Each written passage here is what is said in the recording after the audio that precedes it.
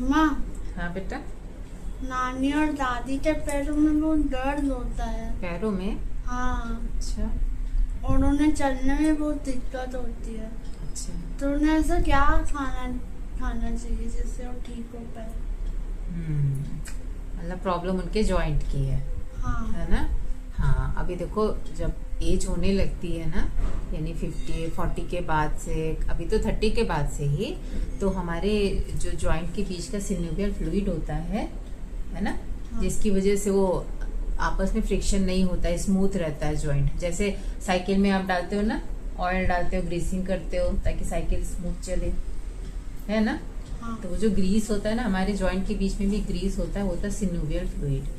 तो वो हमारा जैसे जैसे एज होता है वो धीरे धीरे कम होने लगता है, और जब एक एज आती है, जब वो खत्म हो जाता है, तो जब वो सिनोवियल फ्लूइड खत्म हो जाता है, तो हमारा जो कार्टिलेज होता है, वो कार्टिलेज आपस में ऐसे ऐसे ऐसे ऐसे रब होने लगता है, घिसने लगता है, और इतना घिसता है तो जब भी आप चलोगे वो कार्टिलेज घिसेगा, आपको पेन होगा, और घिस घिस के वो बिल्कुल, मतलब उसमें बहुत चोट लग जाती है।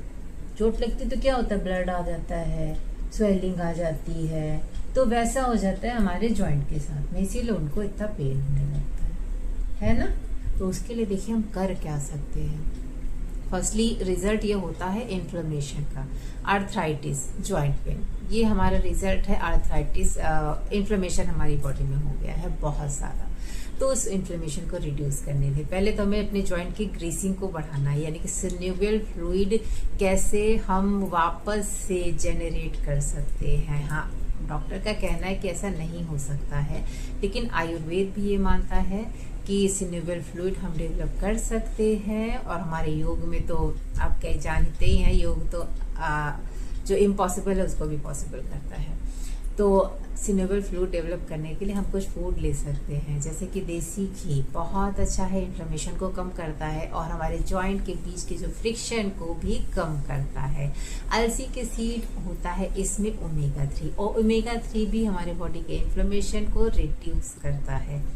और इसके साथ आप ले सकते हैं जो हरी सब्जियां जो लेते हैं, जिसमें होता है फॉलिक एसिड। तो फॉलिक एसिड की प्रॉपर्टी होती है कि वो सेल को रीजेनरेट करने में, यानी कि नई सेल डेवलप करने में हेल्प करता है। तो जो सेल डैमेज हो चुकी हैं, ख़त्म हो चुकी हैं, उनको वो वापस से रीजेनरेट करेगा, यानी कि नई नई सेल डेवलप होंगे। तो जैसे कि हमारे जॉइंट के बीच में, जॉइंट के कार्टिलेज में जो घिसन हो रही है, रगड़ हो रही है, सेल डैमेज हो रही है, तो वो सेल वापस से रीजेनरेट हो पाएंगी। तो आपकी आधी प्रॉब्लम तो ऐसे ही सॉल्व हो जाएगी। और इसके साथ में कुछ फूड है, जैसे कि आप लेग्यूम्स ले सकते हैं। लेग्यूम में भी आपका एंटी इन्फ्लेमेटरी प्रॉपर्टी होती है, तो वो भी आपके इन्फ्लेमेशन को रिड्यूस करता है। हरी सब्जियां आप लेंगे, इन्फ्लेमेशन को रिड्यूस करेगा। इसके साथ में घी ले रहे हैं जिसमें विटामिन ए होता है, ये इन्फ्लेमेशन को रिड्यूस करेगा।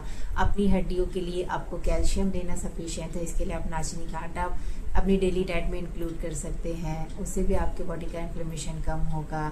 आपको टू का आटा है, सिंघाड़े का आटा है, इसे आप इंक्लूड कर दिए, इसमें कैल्शियम सफिशिएंट होता है। और इसके साथ में आप ले सकते हैं अपने फ्रूट्स, यानी सिट्रस फ्रूट थोड़ा सा अवॉइड करेंगे, खट्टे फ्रूट्स को हम इस समय, लेकिन विटामिन सी आपको लेना है। तो जो फ्रूट्स खट्टे नहीं है, जैसे आप अमरूद ले सकते हैं, जिसमें विटामिन सी सफिशिएंट बहुत ही अच्छी मात्रा में होता है। एक संतरे से ज़्यादा विटामिन सी एक अमरूद में होता है, यानी कि गौमे में होता है, तो उसे आप ले सकते हैं। और अपने ये आलमंड और वॉलनट ले सकते हैं, सोक करके लीजिए, या फिर इसे आप रोस्ट करके, वॉश करिए, रोस्ट करिए और अपने डेली डाइट में इसे इंक्लूड करिए। ठीक है, घी रखिए, या फिर आप वर्जिन कोकोनट ऑयल भी ले सकते हैं, 1 से 2 चम्मच अपने डेली फूड में। तो इतना सब आप करिए, ठीक है, अपनी डाइट में इतने थोड़े थोड़े चेंजेस करिए। और हाँ, एम्प्टी स्टमक आपको क्या लेना होगा, अगर आपको जॉइंट का इश्यू हो रहा है तो एम्प्टी स्टमक एक आप गार्लिक ले सकते हैं, रात में उसे सोक करके रख दीजिए, एक कली से स्टार्ट करिए, ठीक है, रात में सोक करके रखिए और सुबह उसको आप खा सकते हैं। अगर खाने में प्रॉब्लम है तो घी में हल्का सा भून के खाइए, ठीक है। तो एक गार्लिक आप इंक्लूड करिए, ये भी इन्फ्लेमेशन को रिड्यूस करेगा और आपके जॉइंट पेन को कम करने में बहुत ज़्यादा हेल्पफुल होगा। तो दिन की स्टार्ट आप ऐसे कर सकते हैं। ठीक है। बाद में कुछ नट्स ले लीजिए और फिर अपना डेली रूटीन का जो ब्रेकफास्ट लेते हैं वो लीजिए। और थोड़ा सा ऑयली कम खाएं, मतलब या फिर घी बहुत ज़्यादा ऑयली ना लें। जो भी आपकी बॉडी में इन्फ्लेमेशन क्रिएट करने वाली चीज़ें हैं उन्हें आप ना लें, ठीक है। जो एंटी इन्फ्लेमेटरी फूड है आप वही लें। तो देखेंगे धीरे धीरे कैसे आपके जॉइंट का जो पेन है वो रिड्यूस होना स्टार्ट हो जाएगा। और साथ में मेरे योगा क्लास को ज्वाइन करिए और सूक्ष्म व्यायाम करिए, बिकॉज सीनियर सिटीजन के लिए स्पेशल क्लासेस होते हैं उनके हिसाब की, उनको जैसी जैसी एक्सरसाइज रिक्वायर्ड होती है। तो जितने भी सीनियर सिटीजन है वो भी मेरे क्लास में आराम से आ सकते हैं। जितना जल्दी हो सके कनेक्ट करिए, मैसेज करिए, तो उनको उनके हिसाब का डाइट भी दिया जाएगा, कैसे एक्सरसाइज उन्हें करनी है, योग वो उन्हें बताया जाएगा। और उनके इमोशनल लेवल को बैलेंस करने के लिए मेडिटेशन और काउंसलिंग भी उनको दी जाएगी। तो उनको बहुत ज़्यादा रिक्वायरमेंट होती है हमारे सीनियर सिटीजन को, बिकॉज जब वो सीनियर हो जाते हैं तो उन्हें अलोन बहुत फील करने लगते हैं, बिकॉज वो अपने मन की बात हर किसी से शेयर नहीं कर पाते हैं। तो उनके लिए भी यहाँ पे स्पेशल ऑफर है। तो NSROK से कनेक्ट हुई, नंबर पे मैसेज करिए। जो फूड मैंने बताए हैं वो आप लीजिए, सूक्ष्म व्यायाम से स्टार्ट कर दीजिए। अगर आपको नहीं हो रहा है, कैसे करना है, बहुत सारे कन्फ्यूजन्स हैं, तो आप NSROK से कनेक्ट हुई, मेरे नंबर पे जो स्क्रीन पे दिया है इस पर आप मैसेज करिए और कंसल्टेशन बुक करिए।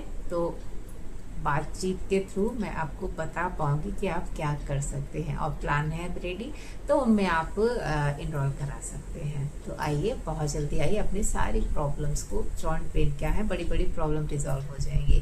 ओके, तो चलिए, थैंक यू।